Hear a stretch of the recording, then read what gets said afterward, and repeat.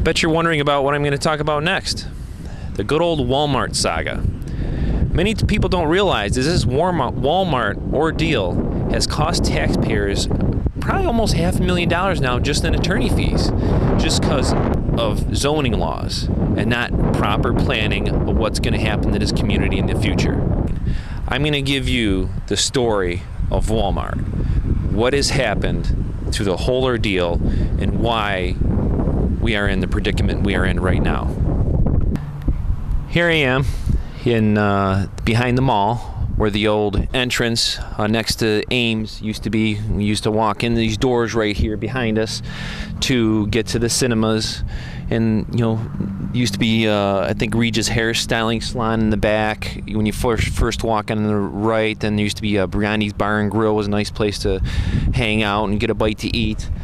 The cinema was nice. It was a nice place to grow up. And the sad thing is we don't have it anymore. And we could really still use a mall in Lockport.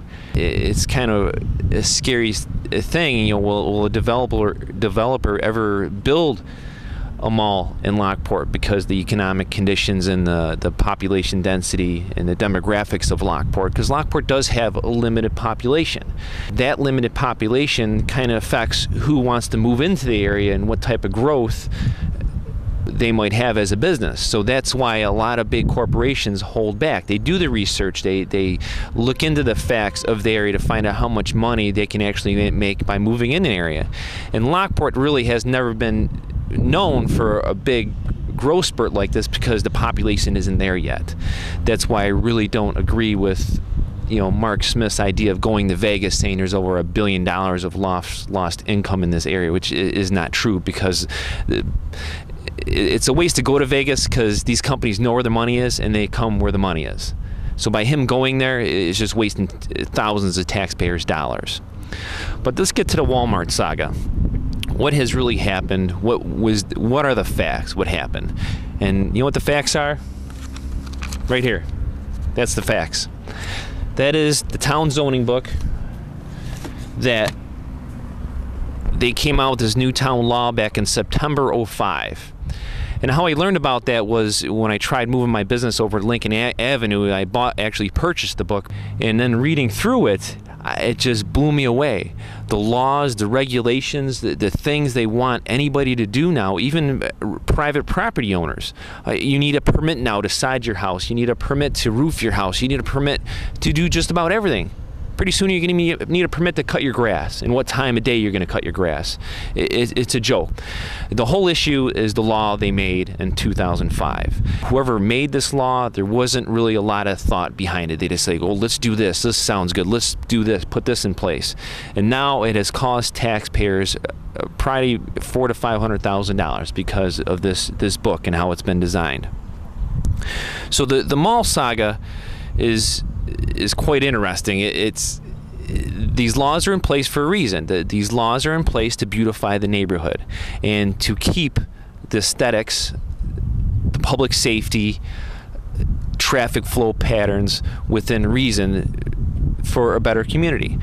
Now, when Walmart wanted to move into the mall location, they found out that they needed ungodly amounts of variances just to move into, because of this book right here that this town put in place. They needed ungodly amount of variances to actually move in here. That's why the approval process took so long, because the town legal team had to figure out a way to get around all these laws. And these are laws that protect the community, to protect the looks of the community.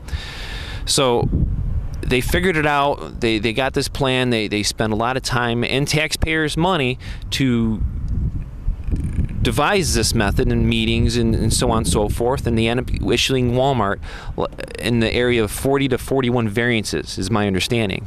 When you look at issues such as my sign, I was just asking for one variance. They issued 41 to Walmart just to put the mall here.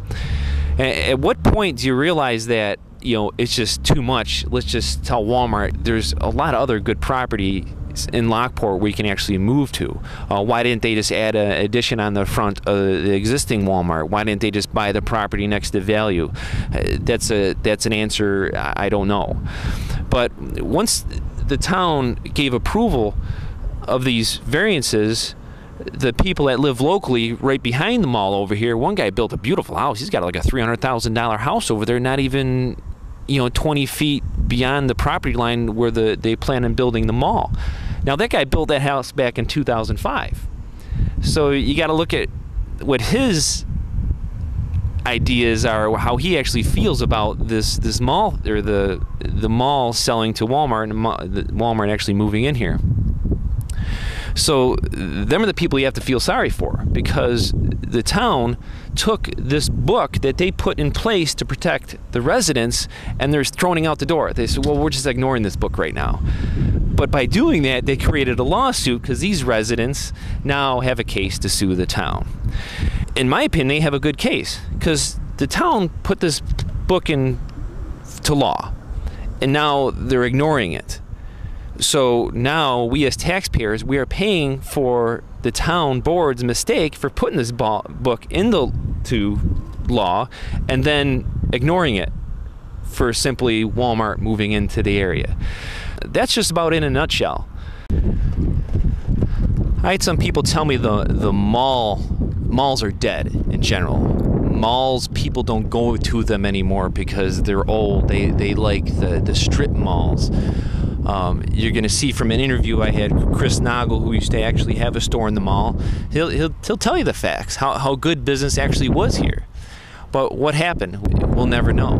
But one thing we did learn through Chris, it's actually cheaper to maintain a strip mall than it is an actual mall. A complex world, how these things work, but there's an answer to it.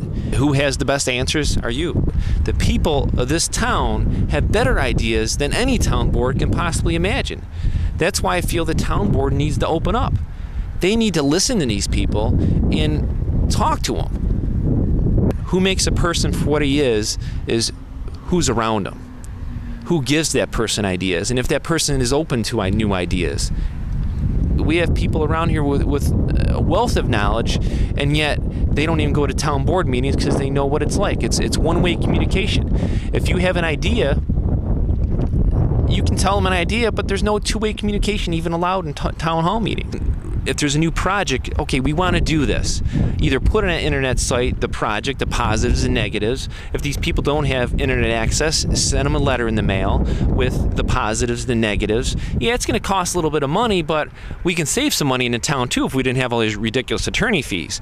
Do a poll for the people, find out what they want, and then make a happy medium. You're going to have a lot more happy people in this town than what you have now. Thank you very much.